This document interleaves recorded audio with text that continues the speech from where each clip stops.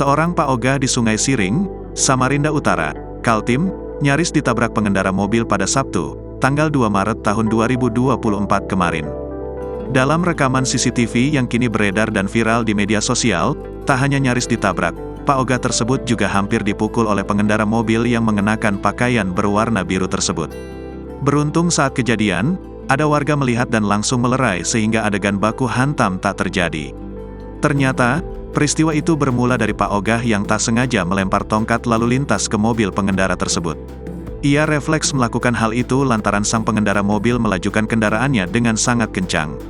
Tampak dalam rekaman yang dibagikan ulang oleh akun Instagram @memomedsos, Pak Ogah yang memakai rompi hijau itu hendak menyeberangkan anak sekolah. Ia lalu meniupkan peluit dan melambai-lambaikan tongkat lalu lintas di tangan kirinya agar pengendara melambatkan lajunya.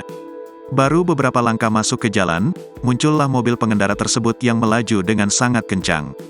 Melihat hal itu, ia pun refleks melemparkan tongkat lalu lintas yang dipegangnya hingga mengenai mobil pengendara tersebut. Pengendara mobil yang tak terima kemudian memutarbalikkan mobilnya hingga nyaris menabrak Pak Ogah tersebut. Beruntung, Pak Ogah yang melihat aksi pengendara mobil itu langsung mundur sehingga tidak tertabrak. Namun, pengendara mobil langsung keluar dan mengamuk. Ia bahkan terlihat nyaris menghajar Pak Ogah namun digagalkan oleh warga sekitar yang melihat kejadian itu. Keduanya pun lalu beradu argumen hingga menyita perhatian warga dan anak-anak sekolah. "Ngapa kau lempar ha?" ujar pengendara mobil yang tak terima. Pak Ogah pun menjawab jika pengendara mobil itu bisa membahayakan anak-anak sekolah karena mengebut di jalanan.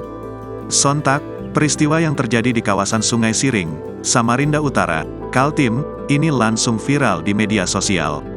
Tak sedikit warganet yang melihat rekaman CCTV itu langsung menghujat pengendara mobil lantaran melajukan kendaraan dengan sangat kencang, padahal lokasi tersebut merupakan zona anak sekolah.